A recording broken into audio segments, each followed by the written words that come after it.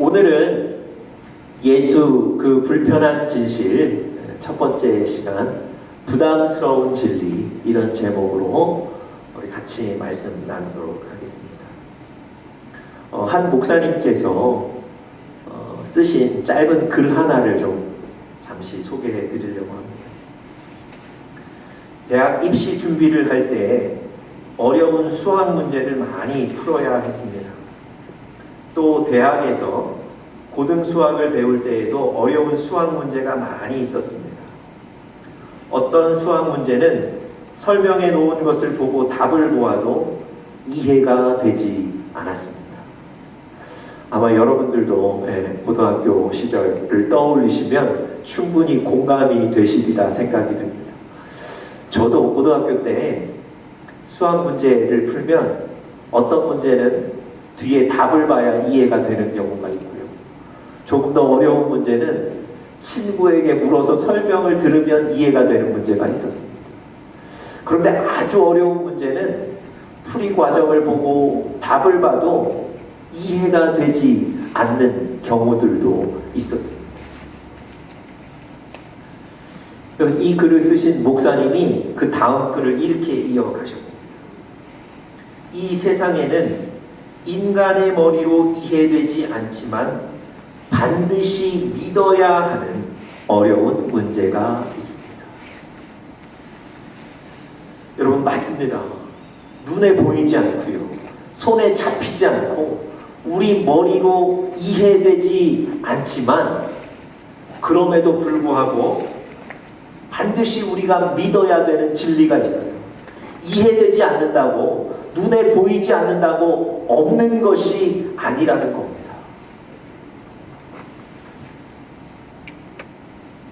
확인할 수 없어서 여러분과 제가 좀 불편하기는 하지만 인정해야만 하는 진리가 있다는 겁니다.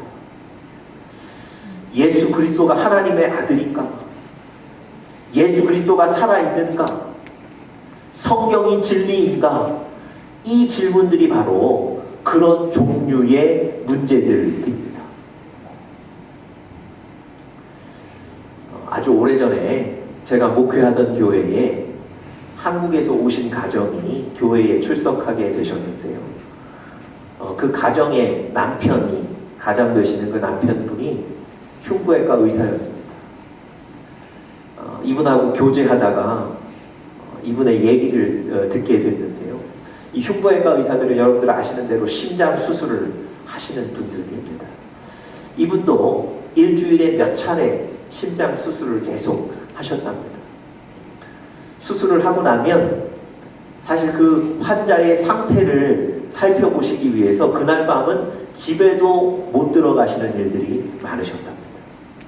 그러고 나면 이 환자가, 어떤 환자는 살아나고 회복하고 그래서 퇴원하게 된다는 거예요.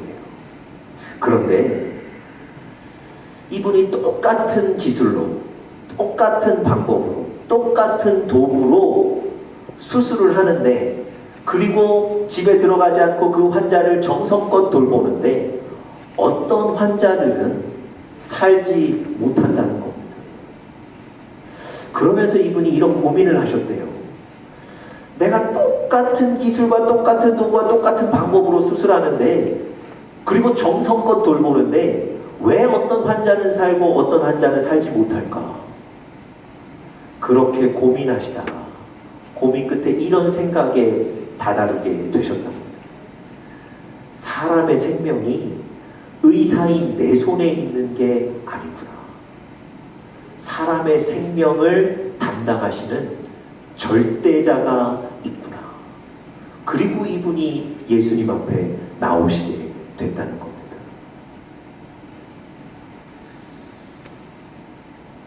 여러분, 눈에 보이지 않아요. 손에 잡히지 않아요.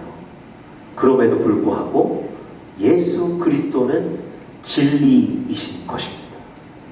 요한복음 14장 6절에 내가 곧 길이요 진리요 생명이라고 분명히 말씀하셨습니다. 여러분, 예수님이 눈에 보이고 손에 잡히고 여러분과 저의 이성으로 이해가 된다면 그 예수님을 받고 믿기가 얼마나 쉽겠습니까? 그런데 우리가 아는 대로 예수님이 손에 잡히지를 않아요. 예수님이 눈에 보이질 않아요. 우리의 머리로 이해가 되지 않는 경우가 많단 말입니다. 그래서 사실은 예수를 믿기가 힘든 거예요. 더 나아가서 어떤 사람들은 예수를 부인하기까지 하는 거예요. 보이지 않기 때문에. 그리고 예수 믿는 사람들을 비웃기도 합니다. 그래서 여러분, 예수님에게 굳이 수식어 하나를 더 붙이자면 불편한 진실인 거예요. 다음 주가 종려주일이고 그 다음 주가 또 부활주일이고 우리가 이런 시기에 예수님에 대해서 같이 말씀을 나누려고 하는데요. 그래서 오늘부터 예수 그 불편한 진실 이런 시리즈 제목으로 말씀을 좀 전하려고 합니다. 여러분, 오늘 우리가 읽은 그 요한복음 본문에 보시면요, 예수라는 진실 때문에 삶의 불편을 감수하고 있는 두 사람의 얘기가 나와 있습니다. 바로 아리마대 사람 요셉이라는 사람과요, 니고데모라는 사람입니다. 여러분, 이들은 분명히 예수를 진리로 믿고 있었어요. 그런데 그 진리가 자기들을 편안하게 해준 게 아니고요, 사실은 그 진리 때문에 불편을 겪었습니다. 여러분, 진리 때문에 불편이 있었음에도 불구하고 그 불편을 스스로 감당하고 감수했던 사람들입니다. 기꺼이 그 불편을 짊어진 사람들인데요, 어떤 얘기인지 오늘 여러분들과 함께 살펴보겠습니다. 먼저 아리마대 사람 요셉에 대해서 잠시 제가 좀 말씀드리겠습니다. 여러분, 오늘 본문은요, 우리가 읽은 요한복음 19장 본문은 예수님께서 십자가에 달려 돌아가신 이후의 얘기들을 적어놓은 겁니다. 예수님께서 십자가에 죽으셨어요. 누군가 그 예수님의 시신을 처리해야 됩니다. 안식일에 예수님의 죽은 시신을 그대로 놓는 건 불경하다고 생각했거든요. 그래서 예수님이 죽은 이후에 그 예수님의 시신을 누군가는 찾아가야 되는데 아무도 그 예수님의 시신을 찾아가려고 하지 않는 거예요. 왜 그랬을까요? 여러분, 예수님이 죄인 취급받아 죽으셨잖아요. 더군다나 그가 무도한 사람만 받는다는 그 십자가형을 받아서 죽으셨거든요. 그러니까 그 시신 찾아가는 게 부담스러운 거예요. 그리고 여러분들 아시는 대로 예수님은 그 당시 유대의 주류 사회에 미움을 받으셔서 돌아가셨어요. 그래서 누군가 예수님의 시체를 찾아간다면 그 사람은 예수님과 한편이라는 걸 스스로 증명하는 거예요. 그렇게 되면 어떻게 되겠습니까? 주류 사회로부터 미움받지 않겠습니까? 예수님과 동일한 고난을 받을 수도 있지 않겠습니까? 그러니 아무도 그 시신을 찾아가려고 하지 않는 거예요. 그런데 바로 그때 한 사람이 나와서 예수님의 시신을 찾아가요.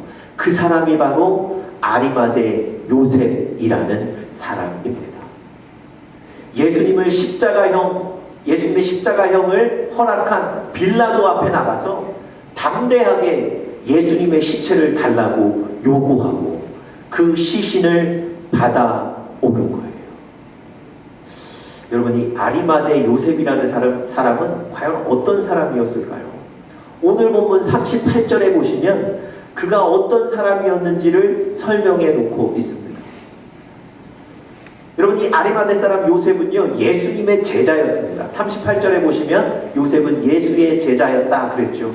예수의 제자였다는 건 예수님을 진리로 알고 믿었다는 거예요. 여러분, 이 동일한 얘기를 적고 있는 마태복음에 보시면 이 아리마대 사람 요셉은 부자였다 그랬습니다. 그래서 자기의 무덤을 미리 예비해 둘 정도로 부자였던 거예요. 여러분, 예수님이 장사되신 무덤이 바로 이 아리마대 사람 요셉이 미리 예비해 놓은 무덤이었습니다. 그 정도로 부자였다는 거예요. 그리고 아까 우리가 읽은 마가복음 15장 43절에 보면 이 아리마대 사람 요셉은 존귀한 공회원이었다, 그렇게 설명합니다. 여러분, 공회원이라는 건요, 정치가를 얘기하는 겁니다. 그러니까 이 요셉, 아리마대 사람 요셉은요, 그 당시에 부도 있었고 명예도 있었고 또 존경까지 받는 그 당시에 정치가였다는 거예요. 여러분, 이 아리마대 요셉은요, 그냥 편안하게 살 수 있는 사람이었습니다. 삶에 불편이 없었던 사람이에요. 아마 그대로 가면 더 출세할 가능성도 있었던 사람이었을 겁니다. 그런데 그 아리마대 사람 요셉이 예수님을 진리로 인정했기 때문에, 예수님을 따르던 제자였기 때문에 예수님을 죽였던 그 사람들 편에 서지 않고 예수님 편을 선택해서 빌라도 앞에 나가서 예수님의 시신을 달라고 요구했던 겁니다.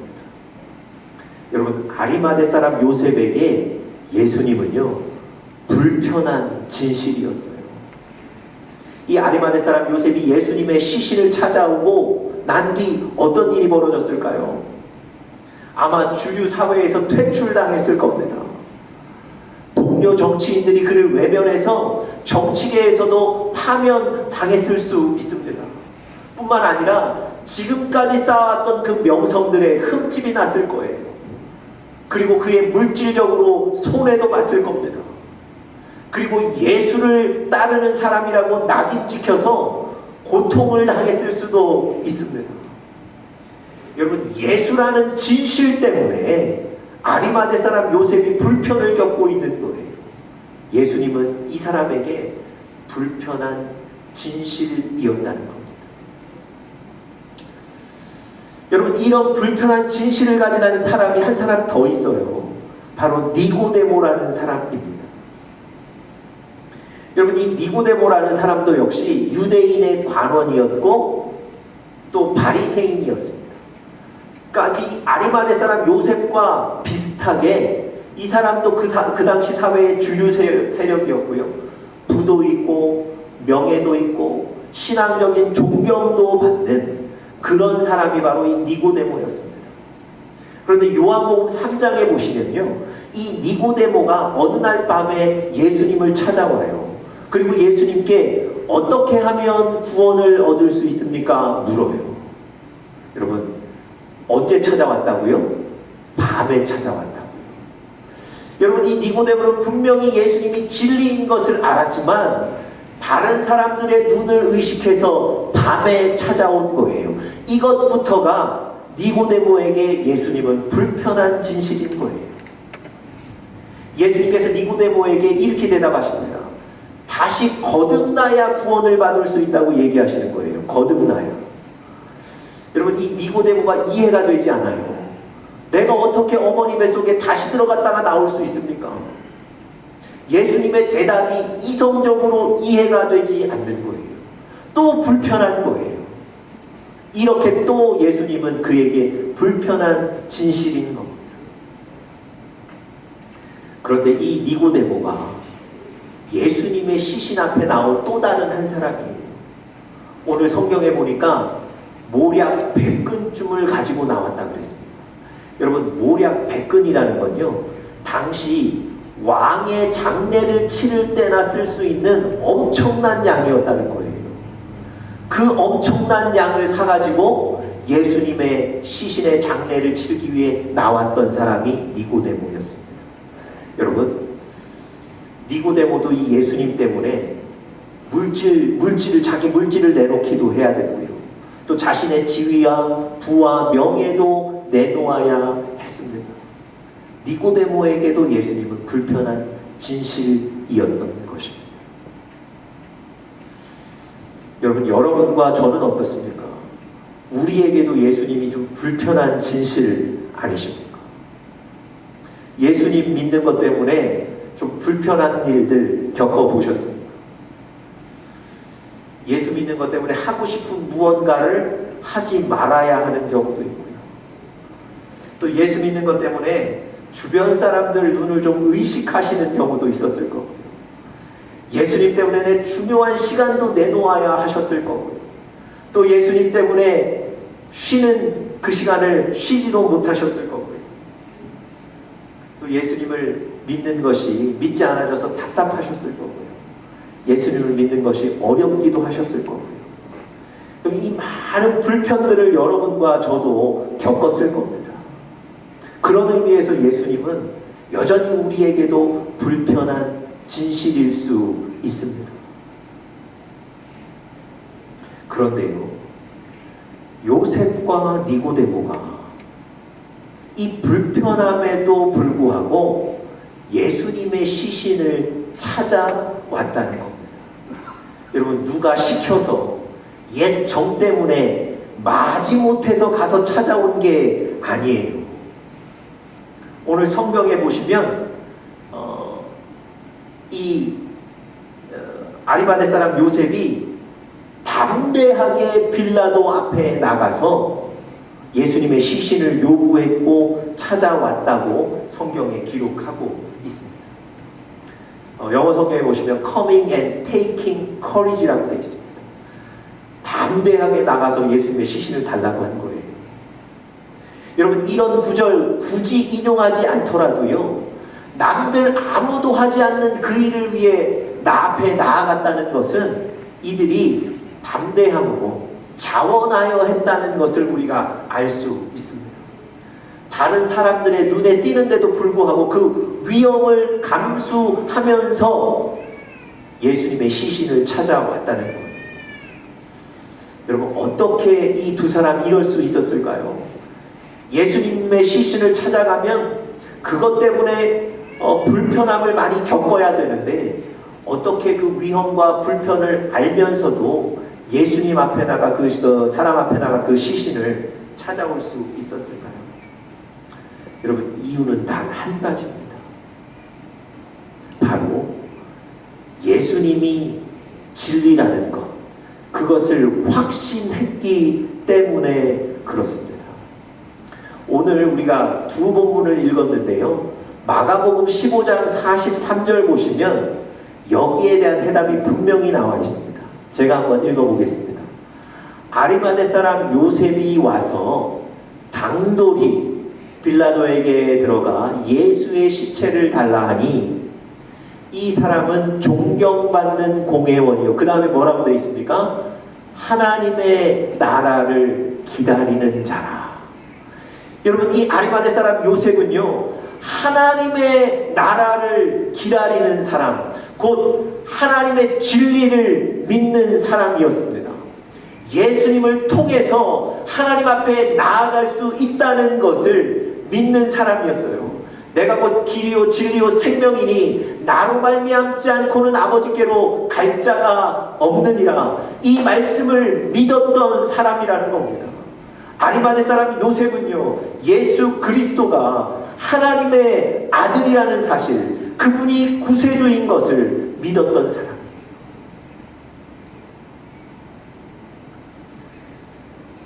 여러분, 그랬기 때문에 불편함도 스스로 감수했던 거예요.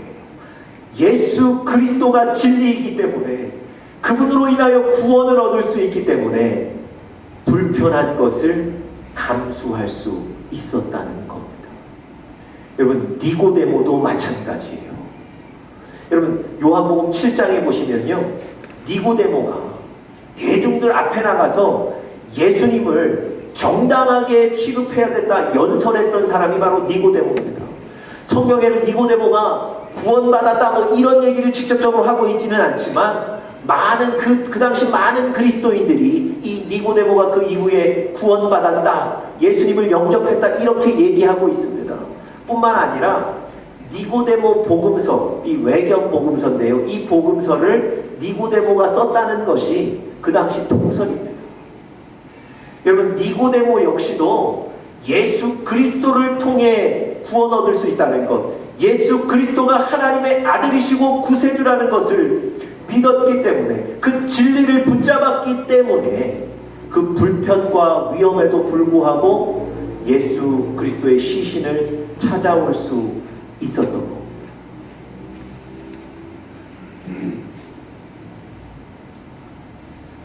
여러분, 예수님이 진리라는 것은요, 성경 여러 군데에서 우리에게 보여주고 있습니다. 제가 하나만 좀 찾아볼 텐데요.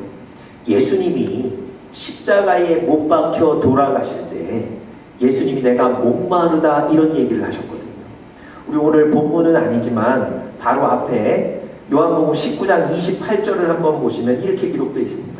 그 후에 예수께서 모든 일이 이미 이루어진 줄 아시고 성경을 응하게 하려고 이르시되 내가 목마르다.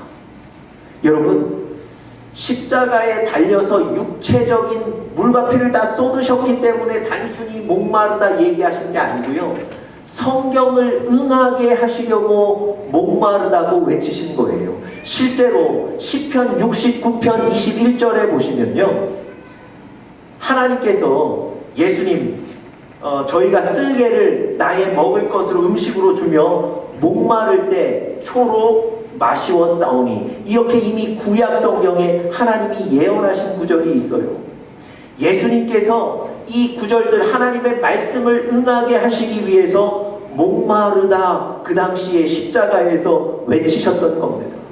여러분, 그 처절한 상황도요, 모든 것이 우연히 지나간 것이 아니고 하나님의 분명한 계획 속에 그 십자가의 모든 일들도 이루어진 줄 믿습니다.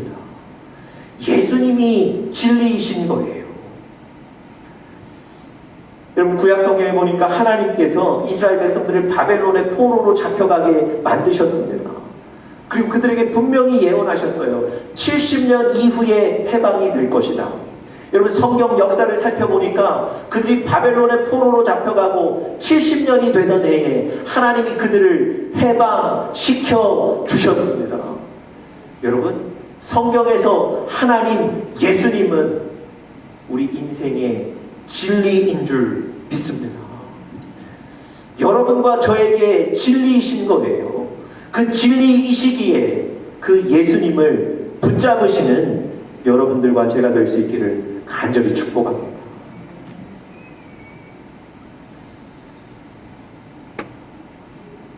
예수님이 진리이심에도 사실은 우리 삶에 불편할 수가 있어요. 그렇지만 진리이시기 때문에 그 예수님을, 불편을 감수하시고 그 예수님을 붙잡으셔야 됩니다. 여러분, 신약성경에 보시면 천국을 이렇게 비유하세요. 한 농부가 밭을 갈다가 다른 사람의 밭을 갈아주다가 거기에 깊은 곳에 보화가 있는 걸 발견하죠. 그리고 나서 그 땅을 다시 흙으로 묻어두고 가서 자기의 전 재산을 팔아서 그 밭을 삽니다. 그럼 주변 사람들은 비웃는 거예요. 야, 그 전 재산을 팔아가지고 겨우 이 밭을 사다니. 남들은 비웃는 거예요. 그렇지만 그 농부 마음 안에는 기쁨이 가득합니다. 왜 그랬겠습니까? 그 밭 안에 보물이 묻혀 있다는 걸 알기 때문에 그렇습니다. 여러분, 마찬가지예요. 우리가 예수 그리스도를 붙잡고 믿을 때 이해하지 못하는 사람들은 비웃을 수 있어요. 그렇지만 우리가 예수 그리스도 안에 구원이 있고 예수 그리스도 안에 생명이 있는 것을 알기에 우리는 불편을 감수하면서 그 예수 그리스도를 붙잡아야 될 줄 믿습니다.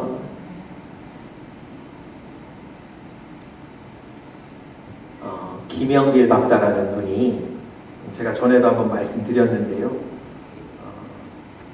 이분이 이런 간증을 했습니다. 미국에 유학 온 뒤 이후에 한국에 있는 여인과 결혼을 하기로 했는데 그 결혼의 조건이 교회에 나가는 것이었어요. 그래서 자신이 교회에 나가겠다고 약속하고 결혼을 했습니다. 그래서 한국에 있던 그분이 미국으로 오셔서 미국에서 가정생활을 하게 됐는데요. 이분이 과학자다 보니까 신앙생활을 그냥 한 게 아니고 자기도 연구를 해야 되겠다 이렇게 생각해서 요한복음 1장부터 읽어나가기 시작했어요. 근데 요한복음 1장에 여러분도 아시겠지만 하나님은 태초에 말씀이 계셨고 그 말씀은 하나님이시다. 그런데 말씀은 곧 생명이고 생명은 빛이다. 뭐 도저히 이해되지 않는 얘기들이 요한복음 1장에 쭉 나와 있는 거예요. 그래서 이분이 아내에게 물었답니다. 이해가 안 된다. 그랬더니 아내가 그냥 덮어놓고 믿으라 그랬답니다.